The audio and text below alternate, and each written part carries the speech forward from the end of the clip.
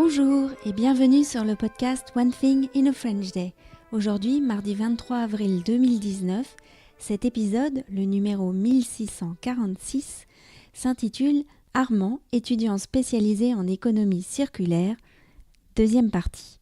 Je m'appelle Laetitia, je suis française, j'habite près de Paris et je vous raconte au travers de ce podcast un petit bout de ma journée.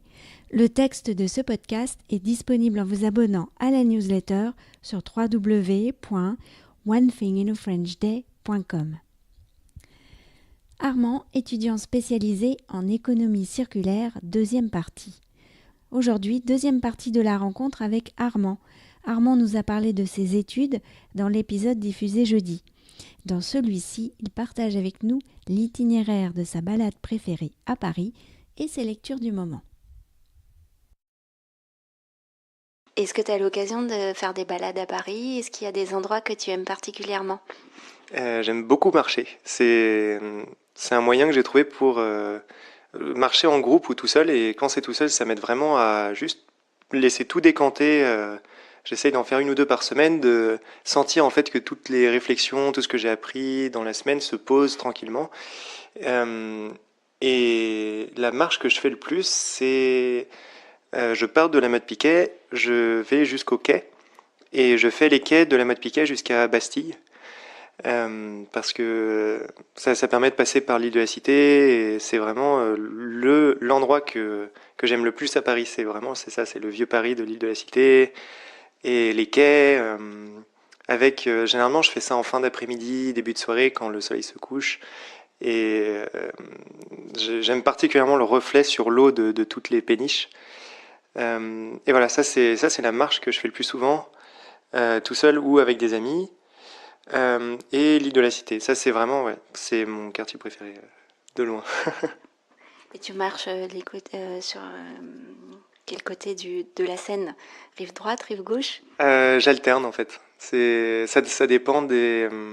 J'aime bien quand les quais sont faits en pierre un peu ancienne et je change de côté en fait pour garder cette impression.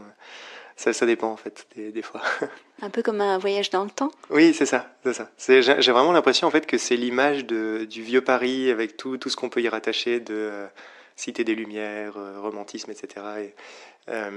Et ouais, c'est ça. J'ai l'impression en fait que en faisant cette marche, je vois à quoi ça ressemblait avant. Et ça me plaît beaucoup. Et ça te prend à peu près combien de temps de faire l'aller-retour ? Je fais l'aller et je rentre en métro. Et ça peut prendre 2 heures. 2 heures ? Ouais. Et tu t'arrêtes, tu fais des photos ? Je fais pas de photos, mais je peux m'arrêter sur des bancs. Ouais. Je m'arrête sur des bancs. Et quand je suis avec des amis, on s'arrête de temps en temps sur le bord, on parle un peu, on repart, voilà.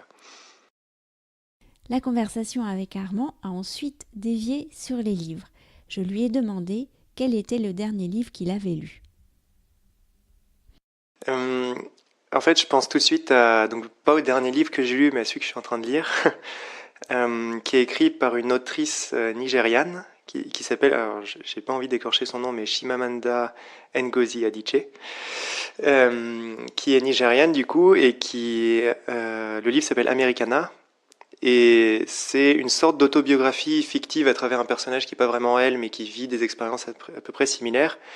Donc du coup, d'une Nigériane qui part du Nigeria au milieu de ses études parce qu'il y a des grèves qui font qu'elle ne peut pas continuer ses études, et qui s'installe en Amérique.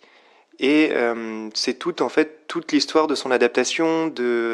Elle se rend compte de modes de se comporter, de penser qui sont complètement différents de ce qu'il y avait chez elle, de comment elle s'adapte, de comment elle comprend la perception que les Américains ont des Noirs et de tout ce que ça implique pour son identité, parce que vu qu'elle est en Amérique, les gens au Nigeria la perçoivent comme de plus en plus comme une étrangère, et les gens en Amérique l'acceptent vraiment jamais comme une américaine, et du coup pour son identité c'est compliqué. Donc ça, c'est un livre que je suis en train de lire, que je trouve très très intéressant et très bien écrit au niveau des relations entre les personnages, et très authentique en fait. Elle a le don pour vraiment décrire de manière très authentique comment les gens pensent et comment ils se comportent avec toutes les contradictions. Voilà.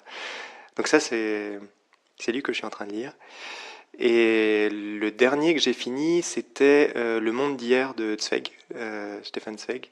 Donc son autobiographie où il raconte en fait à travers l'histoire de sa vie, euh, tout, tout, euh, toute l'histoire de la fin du 19e siècle et des guerres mondiales et ce que ça implique en termes euh, de changement complètement de génération. Parce qu'avant la guerre, surtout dans le milieu de Zweig, il y avait vraiment cette idée que le monde est sûr, tout est posé, on peut prévoir très loin ce qui va se passer, et cette guerre qui casse complètement la perception de tout ça, et j'ai adoré la façon qu'il avait d'écrire en fait. Et j'avais jamais lu des livres de lui, et je me disais que vu que j'avais envie, c'est toujours bien de commencer par l'autobiographie pour connaître un peu le personnage et savoir pourquoi il écrit ce qu'il écrit.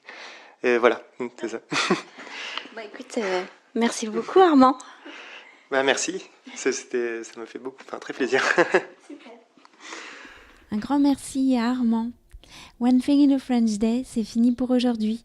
Vous pourrez retrouver le début du texte de ce podcast ou vous abonner à la newsletter sur www.onethinginafrenchday.com.